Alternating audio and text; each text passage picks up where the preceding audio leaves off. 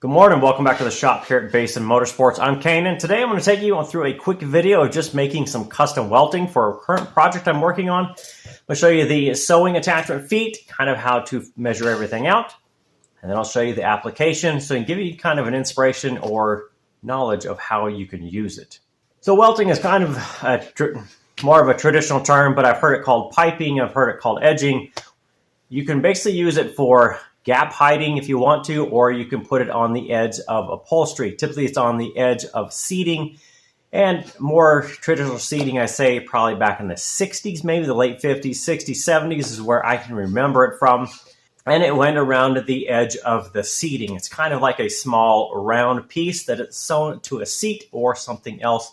I'll show you how to make it. Now welting is typically made of two pieces. There's going to be a slip of fabric that's going to be your kind of your showpiece. And then you're also going to use some welt cord. Now there's different sizes to it. Everything I'm going to use now is 3/16. So my filler cord is 3/16 diameter. My welting foot that I'm going to show you is 3/16 also.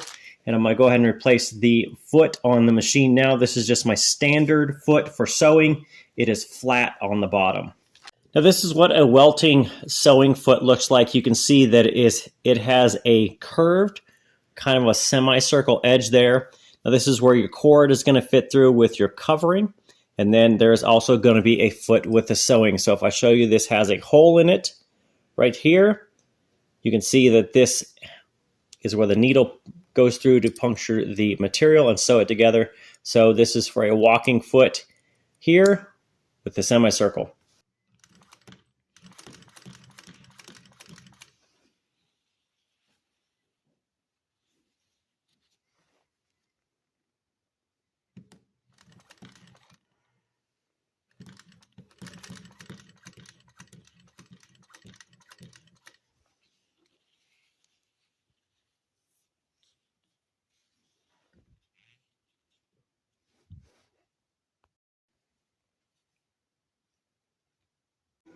Now, of course, how you use your welt or your welting cord is going to be a little bit different.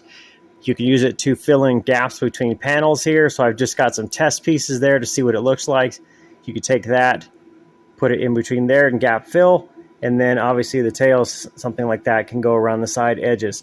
Now you can use any different colors you want. I just tried some with the scrap plaid from the Corvette work I just did, just to see what it looked like. Kind of give me a visual. Pretty easy to do, cheap to do, and quick. Now again, a lot of times you'll see seats that have it on the edge, so it'll be sewn in together. You can always do it in contrasting colors. You could do it, let's say, a black, a blue, or anything else different than what I've got here, but this is just some of the plaid scrap. So you would sew this into the seam here and just leave out the, I would say, the bulb edge, if you will, where the welt cord is, or the filler cord is, and it would just fit inside there.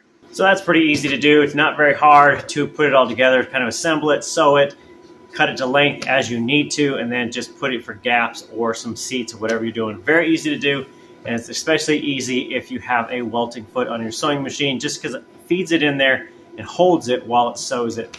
So if you need a welting foot for your sewing machine, I've got a link down in the video description to where I bought mine. So you kind of look out there and see what you need. If you don't have one, you might want one. They're pretty cheap and they're pretty handy. They really make it a lot more efficient in order to do piping or welting or whatever term you like to use. So that's it for this time. Thanks for stopping by. We'll see you next time here from the Basin Motorsports shop.